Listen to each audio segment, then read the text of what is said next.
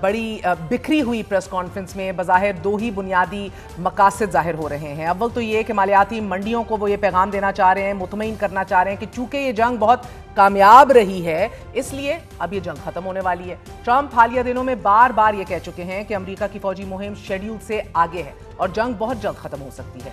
दूसरा टारगेट या दूसरा मोटिव ये सदर ट्रंप की इस प्रेस कॉन्फ्रेंस का शायद ये कि राह हमवार की जा सके कि ट्रंप एक यकतरफा तौर पर फतह का ऐलान करके जंग के खात्मे का ऐलान कर दें। The fact is the of ramp Trump seems to be giving Iran is not as simple as it seems.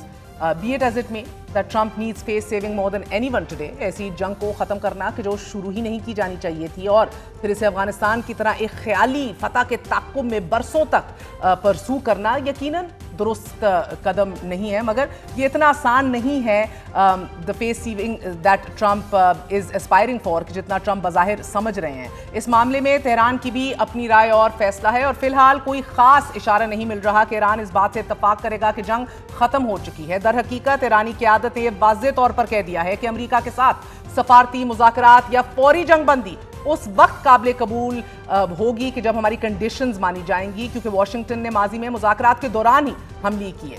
Iran के नज़दीक फौरी जंग बंदी काबिल कबूल नहीं है क्योंकि उसे यही खदशा है कि इससे अमेरिका और इजराइल को दोबारा मुनज़्ज़म होने, हथियार इकट्ठे करने और फिर बाद में ईरान पर दोबारा हमला करने का मौका मिल जाएगा।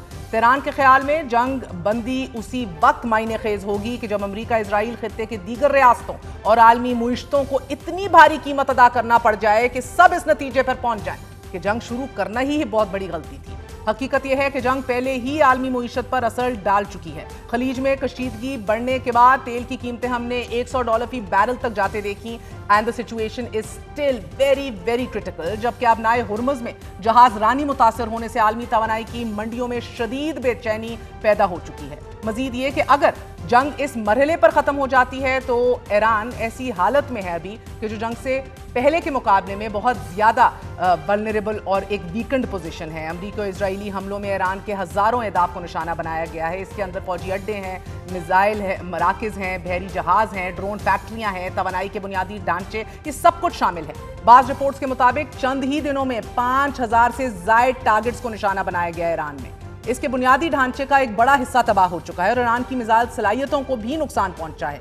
ईरान की तेल बरामद करने की सलाहियत भी मुतासिर हुई है और सबसे अहम बात यह है कि पाबंदियों में नरमी की जो एक ख्वाहिश थी, जो एक उम्मीद थी, वो इट्स ऑलमोस्ट गॉन, तकरीबन ख़त्म हो चुकी है। ऐसे हालात में ये भी एक बहुत बड़ा सवाल है कि ईरान की दोबारा तामीर नौ रिकंस्ट्रक्शन कौन करेगा, कैसे करेगा, किस सिचुएशन में करेगा। इसका नतीजा क्या होगा कि ईरान ना सिर्फ कमज़ोर पोजीशन में होगा बल्कि वक्त के साथ साथ मजीद कमज़ोर होता जाएगा। ताहम इसके बावजूद ईरान ने भी सख्त रद्द अमल दिया है। ईरान ने सैकड़ों मिसाइल और हज़ारों ड्रोन इजराइल और खलीज के बाज़ ममालिक की तरफ दागे हैं और बाज़ हमलों का हदफ अमरीकी अड्डे और तवानाई के मराकज़ रहे हैं।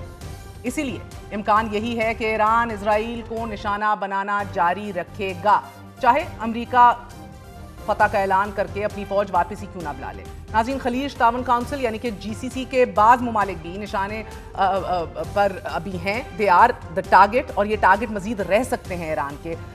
इसी तरह तेहरान गालिबन अब नाए हुर्मुज़ को भी बंद रखने या फिर कम अज़ कम शदीद ख़तरनाक बनाने की अपनी कोशिश भी जारी रखेगा, क्योंकि यही वो मकाम है, वो पोजीशन है कि जहां आलमी तेल की बड़ी मिकदार गुजरती है और हालिया लड़ाई में वहां अमरीकी और ईरानी बहरी कार्रवाइयां भी हो चुकी हैं। और ये वाज़ेह रहे, it is this economic pressure which is making President Trump feel vulnerable and weak, कि जो हम इस लेटेस्ट प्रेस कॉन्फ्रेंस में हमने उनके लब लहजे के अंदर एक बहुत वाज़ेह फ़र्क देखा है। ये सूरत हाल ट्रंप के लिए एक मुश्किल पैदा करेगी। अगर ईरान और इजराइल की झड़पें जारी रहती हैं तो अमेरिका के लिए मुकम्मल तौर पर अलग रहना भी बहुत मुश्किल है। लेकिन अगर ट्रंप दोबारा जंग में शामिल हो जाते हैं तो उनके ऐलान करदा फतह, विक्ट्री की जो हकीकत है, जो असलियत है, वो कमज़ोर पड़ जाएगी। इसका असर मंडियों पर भी मंफी पड़ेगा, क्योंकि जंग के आगाज के चंद ही दिनों में अमरीकी फौजी मुहिम की लागत अरबों डॉलर तक पहुंच चुकी है।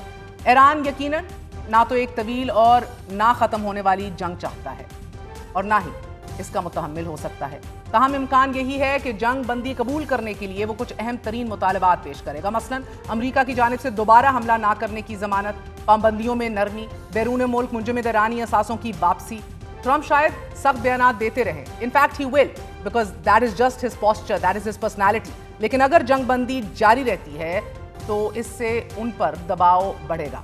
اس مرحلے پر بعض خلیجی ممالک کا کردار بھی اہم ہو سکتا ہے، کیونکہ وہ ایسا حل تلاش کرنے میں اہم کردار ادا کر سکتے ہیں کہ جس سے بیک وقت سائملٹینیسلی ٹرمپ اور ایران دونوں کو یہ محسوس ہو کہ انہوں نے کامیابی حاصل کی ہے۔ البتہ یہ ایک الگ سوال ہے کہ اس پوری سچویشن کے اندر اسرائیل ایز اے روگ state, as a bad faith actor ایسے کسی بھی انتظام کو قبول کرنے بھی دے گا یا نہیں۔